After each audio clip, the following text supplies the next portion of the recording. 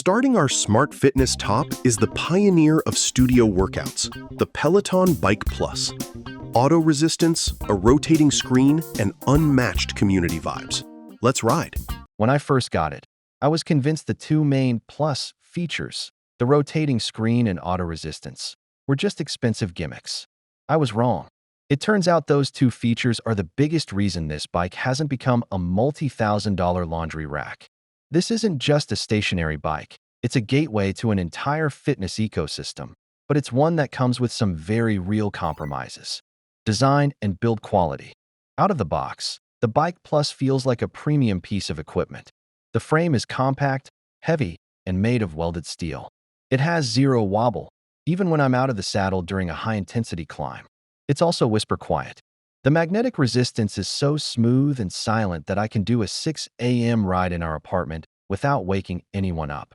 This is a massive upgrade from older, friction-based bikes. The screen is big, bright, and responsive. But the best part of the new design is the sound. The original bike had rear-facing speakers that sounded muddy. The Bike Plus has a proper front-facing soundbar, and the audio is crystal clear.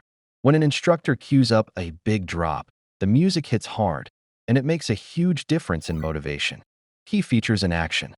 Let's talk about the two big upgrades. First, the auto resistance. In a normal class, the instructor calls out a resistance range, say 40 to 50.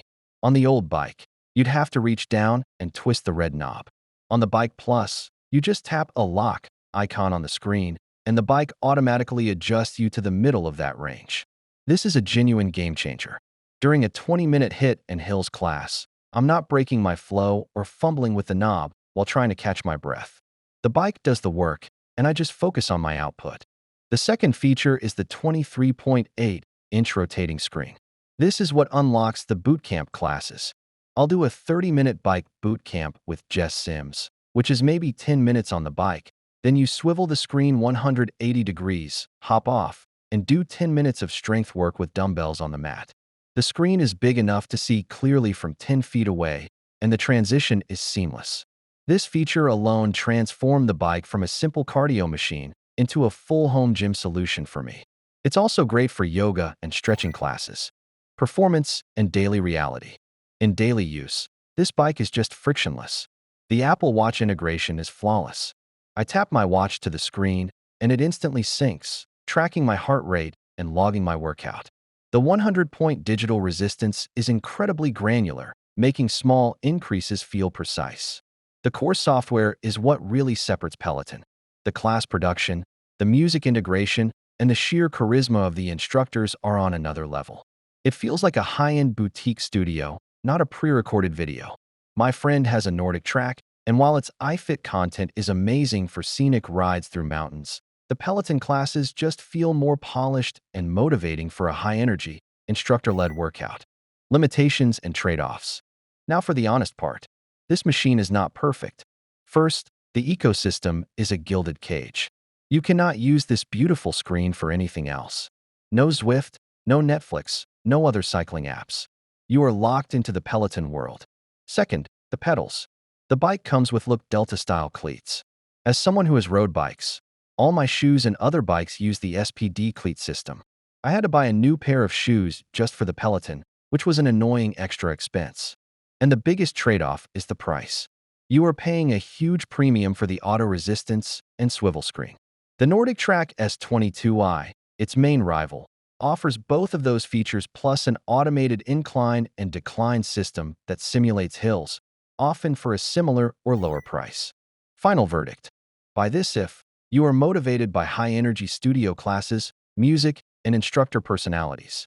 Buy this if you want the most polished, frictionless, and immersive boutique fitness experience at home, and you plan to use the bootcamp and strength classes. Skip this if you are a data-driven cyclist who wants to use Zwift or other training apps.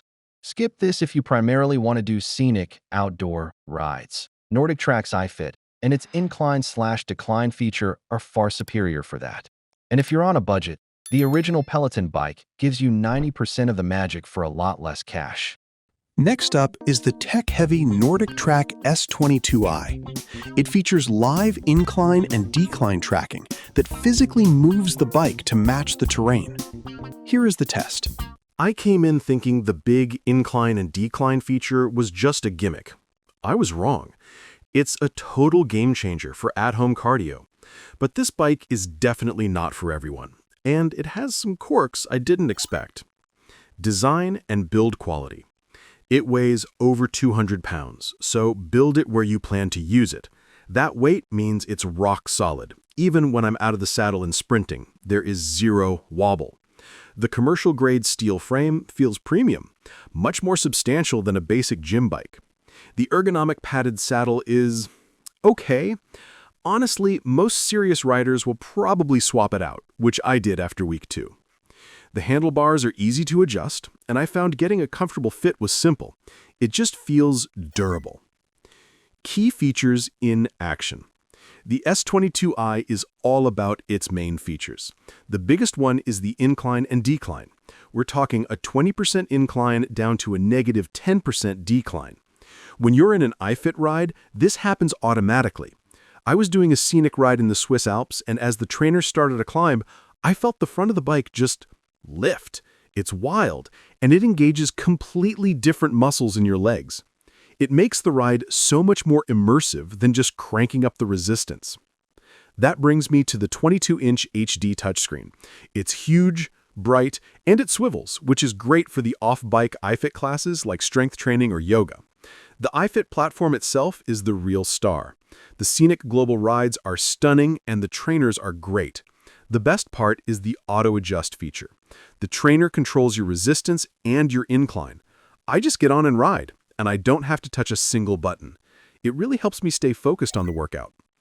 Performance and daily reality. The silent magnetic resistance, or SMR, is genuinely quiet. I can ride at 5 a.m. without waking up the rest of the house, which is a huge win. The transitions between resistance levels and inclines are smooth, not jerky. But it's not perfect. The Auto Breeze fan built into the console is just plain weak. It's basically useless on a hard ride, so I always use my own floor fan. Also, the Android tablet they use for the screen can be a bit sluggish to boot up. It's not a deal breaker, but it feels a little less snappy than a new iPad or a Peloton screen. Limitations and trade-offs. The biggest limitation is the ecosystem. You are buying into iFit, period.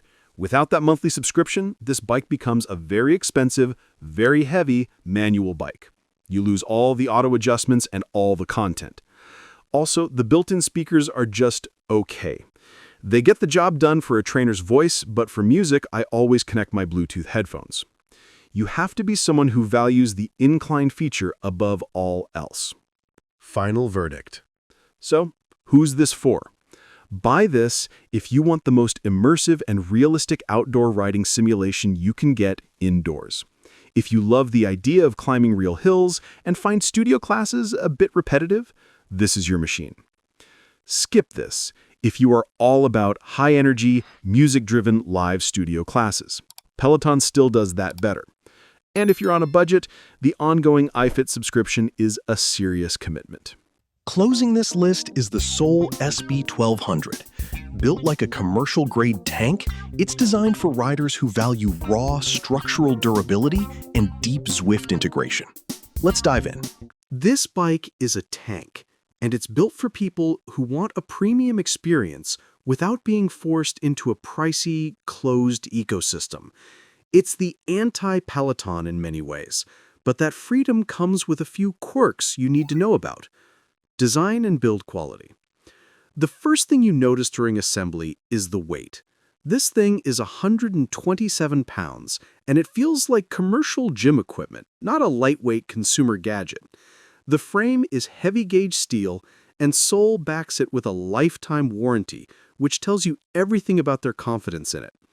In daily use, this translates to zero wobble, even when I'm standing and sprinting. The 35-pound flywheel is hefty, providing a buttery smooth and silent pedal stroke.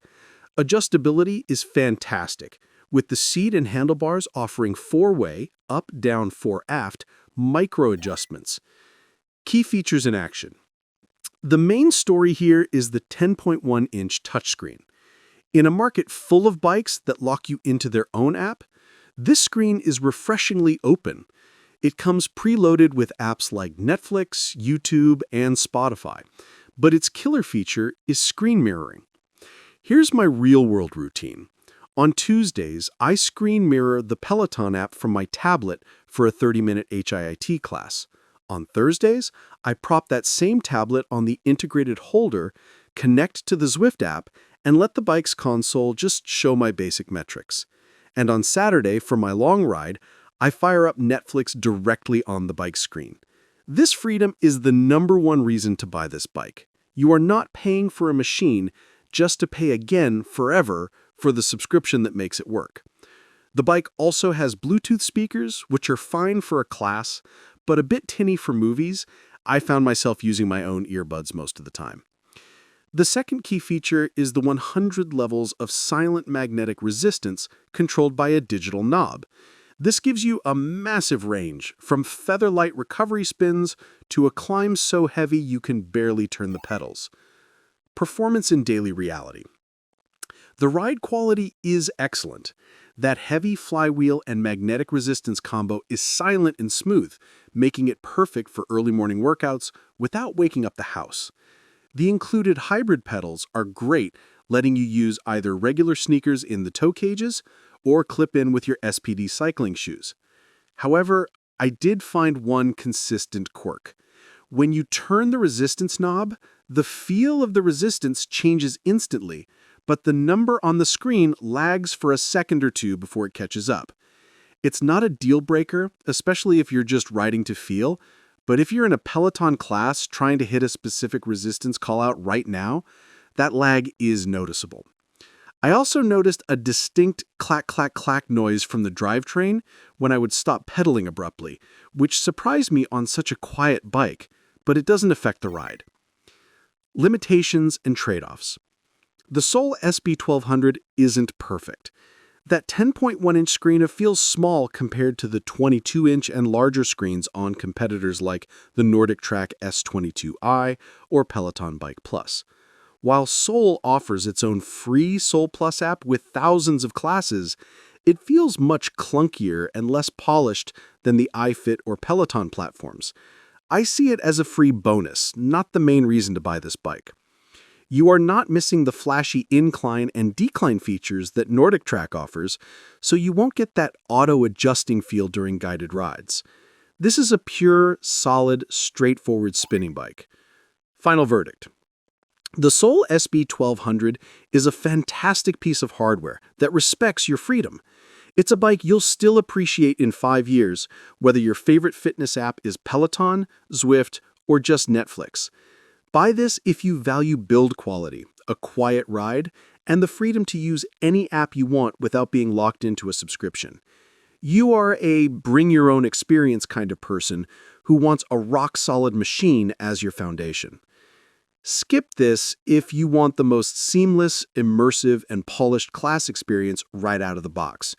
If you want a massive swiveling screen and a community leaderboard that just works without any fiddling, you're better off paying the premium for a closed ecosystem like Peloton.